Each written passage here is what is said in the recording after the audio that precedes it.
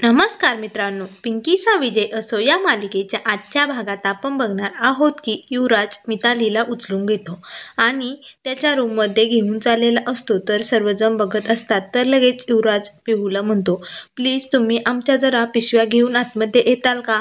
तर लगेच मिताली युवराजला थँक्यू म्हणते. तर लगेच युवराज म्हणतो, एक्स ओके चला पटकन, आणि लगेच तिला घेऊन रूममध्ये जातो. तर हे बघून पिंकीला खूपच राग येतो. तर लगेच ती युवराजकडे बघतच असते. मग हे सर्व बघून लगेच चित्रा म्हणते, वाव किती छान क्षण आहे, माझ्या नशिबात कधी येतील असे क्षण काय माहिती. तेवढ्यात लगेच तिला भास होतो की आपल्याजवळ सुशीला आहे. लगेच ती भानावर येते. तर इकडे बापूसाहेब हे घरी आलेले असतात. तर लगेच सुशीला म्हणते, काय केलं मग त्या घाटवाडीच्या मुलीचं, सांगा ना मला, असे त्यांना विचारत असते. मात्र बापूसाहेब काहीही बोलत नाही, एकदम शांत बसलेले असतात. तर लगेच त्यांना सुशीलाचे हे बोलणे ऐकून ते हॉस्पिटलमधले काही क्षण आठवतात आणि कसे पिंकी तिच्या वडिलांना आवाज देत होती आणि तिच्याबरोबर सदावर्ते डॉक्टरसुद्धा होत्या, हे सर्व त्यांना आठवते. तर लगेच सुशीला म्हणते, एकदा का ती घाटवाडीची पोरगी जर परत आली ना, तर मितालीचं युवराजबरोबर कधीच लग्न होणार नाही. त्यामुळे मग आपण काय करणार आहोत, म्हणून बापूसाहेब तुम्हाला सांगते, लवकरात लवकर त्या पोरीला शोधून काढा. त्यावर बापूसाहेब म्हणतात, तुम्ही काही काळजी करू नका, ती घाटवाडीची पोरगी इथे येणार नाही. तर लगेच सुशीला म्हणते, परंतु अजून ती पोरगी सापडली पण नाही ना, टांगती तलवार डोक्यावर अटकवली तुम्ही, असं केलंय. आत्ताच कुठे युवराज मितालीबरोबर लग्न करायला तयार झालाय, त्यात जर ती पोरगी आली ना आणि युवराजने जर मितालीबरोबर लग्न नाही केलं तर काय करायचं. तर लगेच धनंजय म्हणतो, बापूसाहेब हे पिहू प्रकरण खूप वाढत चाललंय. एकतर हे पिंकीचं प्रकरण मिटता मिटा नाही, त्यात ही पिहू हॉस्पिटलमध्ये जाऊन चौकशी करते, या औषधामध्ये नकली औषधे कुठून आले, काय करायचंय तिचं. तर लगेच बापूसाहेब म्हणतात, तू तिचं टेन्शन घेऊच नको, मी आता सर्व काही मिटवणार आहे. मी आता लवकरच त्या पिहूचं तोंड बंद करणार आहे. त्यामुळे तुम्ही सर्वांनी त्याची काळजी करण्याची काही गरज नाही. मी लवकरच काहीतरी करणार आहे, असे बापूसाहेब धनंजयला सांगतात. तर इकडे पिहू रूममध्ये झोपलेली असते. मात्र ती खूप अस्वस्थ असते. तिला आठवते की सदावर्ते मॅडम म्हटल्या होत्या, धनींची मदत घे. परंतु हे धनी तर माझ्या तावडीतच सापडत नाही. सारखी ती पांढरी पाल त्यांना चिटकेलच असते. आणि आता तर काय, तिला उचलून काय घेतलं, तिला रूममध्ये झोपवलंय काय आणि तिच्याजवळच असतात कायम.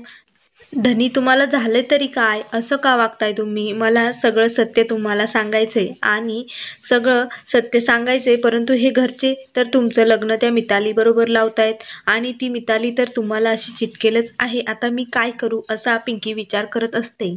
आणि त्यात बापूसाहेब माझा शोध घेताय. त्यांनी मला पकडवण्याआधीच मला काहीतरी करावं लागेल. त्यामुळे मला धनींची मदत घ्यावीच लागेल. मग आता मी काय करू, असे ती विचार करत असते. तर इथे नीली झोपलेली असते. तर लगेच ती हळूच तिथून उठून बाहेर जाते आणि म्हणते, आता मी धनींना सर्व सांगून त्यांची मदत मला घ्यायचीच आहे. ते मितालीच्या रूममध्येच असते. मग लगेच पिहू हळूहळू मितालीच्या रूमकडे जात असते. तर ती आजूबाजूला कोणी नाही याचा अंदाबांदा घेते आणि हळूहळू पुढे चाललेली असते. तर लगेच ती युवराजच्या रूमपाशी जाते आणि बघते तर दरवाजा लॉक असतो. तर तिला खूप राग येतो, कारण मिताली आतमध्येच असेल म्हणून ती आतमध्ये येऊन बघते तर युवराज रूममध्ये नसतो. तर ती बाथरूमचा दरवाजा लॉक करून बघते तर आतमध्येही कोणी नसतं. तर ती म्हणते, धनी एवढ्या रात्री कुठे गेला आहात तुम्ही. तर ती युवराजला शोधण्याचा प्रयत्न करत असते. तेवढ्यात बापूसाहेब तिथे येतात आणि म्हणतात, मग काय चालू आहे सरपंचीन बाई. तर लगेच पिंकी मागे वळून बघते आणि तिला खूप मोठा धक्का बसतो. तर बापूसाहेब म्हणतात, मग पकडलं की नाही सरपंचीन बाई. तर लगेच बापूसाहेब पिंकीजवळ येतात आणि पुन्हा तिला धक्का देण्याचा प्रयत्न करतात. तर पिंकी लगेच पटकन बाजूला होते आणि म्हणते, बापूसाहेब नेम चुकला तुमचा, आता वय झालंय तुमचं, थोडीशी वाऱ्याची मंद झुळूक जरी आली तरी त्रास होईल बरं का. मला रामराम करायला आले होते, आता तुमचाच रामराम झाला असता.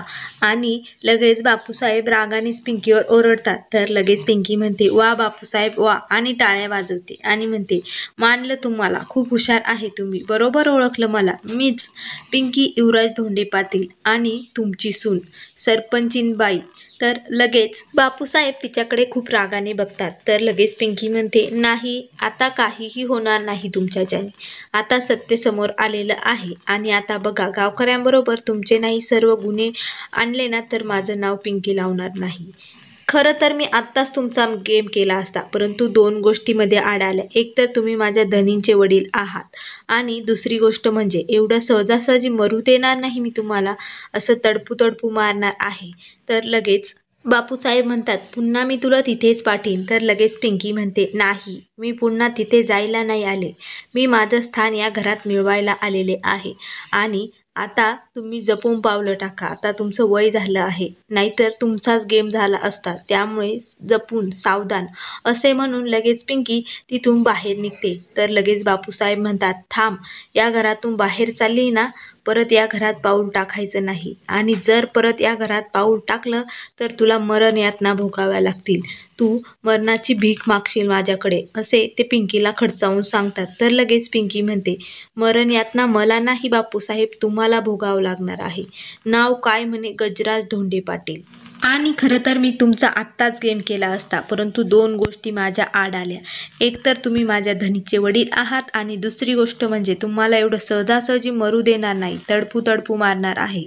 तर आणि आता तुमच्या पापाचा घडा भरलाय बापूसाहेब, असे ती बापूसाहेबांना सांगतात. तर लगेच बापूसाहेब टाळ्या वाजवतात आणि म्हणतात, वा, मानला तुला. चल, आता मी तुला खरंच सांगतो, परंतु तू माझ्या विरुद्ध पुरावे कुठून गोळा करणार आहे. तर पिंकी म्हणते, मी पुरावे तर गोळा करणारच आणि नाही सापडले तर खणून काढणार.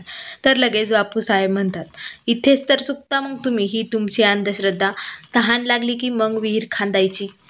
एक सुद्धा पुरावा सापडणार नाही तुला. मी एक सुद्धा पुरावा मागे सोडलेला नाही. तर लगेच पिंकी म्हणते, वा, प्रत्येक गुन्हेगार असंच म्हणतो की मी एकही पुरावा मागे सोडलेला नाही, परंतु एक टाचणी जरी सापडली ना, तरी फुग्यातली हवा टचकन बाहेर निघते आणि खूप मोठा धमाका करते. तसंच तुमचं सत्य सर्वांसमोर येणार आहे. तर लगेच बापूसाहेब म्हणतात, चल, मीच माझे गुन्हे कबूल करतो. कसं, मी तुला त्या दरीत ढकलवलं आणि त्या जंगलात मरणासाठी पाठवलं. तर आणि ते पोलिसही माझेच होते आणि ते कॅम्पमधील औषधही मीच बदलवले. आणि मी आमदार गजराज धोंडे पाटील, मी माझ्या स्वतःच्या गाडीने तुला उडवलं आणि जंगलात सडायला पाठवलं. परंतु तू परत आली आणि इथेच माती खाल्ली. परंतु तू इथेच परत आली आणि आता मी तुला जगू देणार नाही. आता बघच तुझा गेम करणार. आता मी उद्या गावकऱ्यांना सांगणार की माझी सून पिंकी युवराज धोंडे पाटील ही मरण पावलेली आहे आणि मला पोलिसांनी पुरावे पण दिलेले आहेत.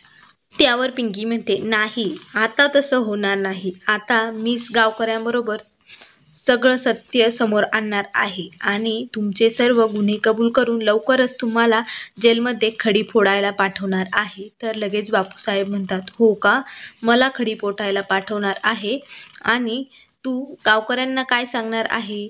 तुझ्याकडे तर एकही पुरावा नाही आणि तुझं ते ऐकणार आहे. आणि त्यांना कसं सरपंचीनबाईंनी फसवलं हे जर त्यांना कळालं, त्यात माझ्या घरातच एक उदाहरण आहे, छबी, आणि ते तुला फोडून टाकतील आणि पुन्हा सडायला जंगलात फेकून देतील. तर लगेच बापूसाहेब म्हणतात, हे बघ, तुला माझं ऐकायचं असेल तर ऐक, हा घे 25 लाखांचा चेक. आणि लगेच पिंकीला 25 लाखांचा चेक देतात.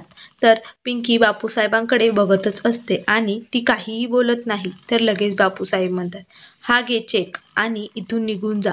तर लगेच पिंकी तो चेक हातात घेते आणि लगेच बापूसाहेबांकडे बघून हसतच म्हणते, वा बापूसाहेब, वा, मस्त ओळखलंय तुम्ही तुमच्या सुनाला, या पिंकीला. आणि ही पिंकी 25 लाख, फक्त 25 लाख. या 25 लाखात पिंकी तिचा फोटोसुद्धा कुणाला देणार नाही आणि तुम्ही फक्त माझी 25 लाखच किंमत मोजली. वा सासरे बुवा, वा. आणि लगेच टाळ्या वाजवते. तर बापूसाहेब हे तिच्याकडे बघतच असतात. तर लगेच पिंकी बापूसाहेबांसमोरच तो चेक फाडते आणि त्यांच्या अंगावरच फेकते. तर मित्रांनो, पुढील भागात पिंकी बापूसाहेबांना धमकी देते, दसऱ्यापर्यंत तुम्ही तुमचे गुन्हे स्वतःच्या तोंडाने गावकऱ्यांसमोर कबूल करा. तसं जर नाही केलं ना, तर एकीकडे रावणाचं दहन केलं जाईल आणि दुसरीकडे ही पिंकी तुमचं दहन सोडणार नाही. नक्कीच असंच करणार मी. आणि लगेच तिथून युवराजकडे निघते आणि इकडे युवराज स्विमिंग पूलजवळ बसलेला असतो. तर लगेच पिंकी तिथे येते आणि म्हणते, मी तुम्हाला म्हटलं होतं की नाही, तुम्ही पिंकी वहिनींना निर्दोष साबित करा.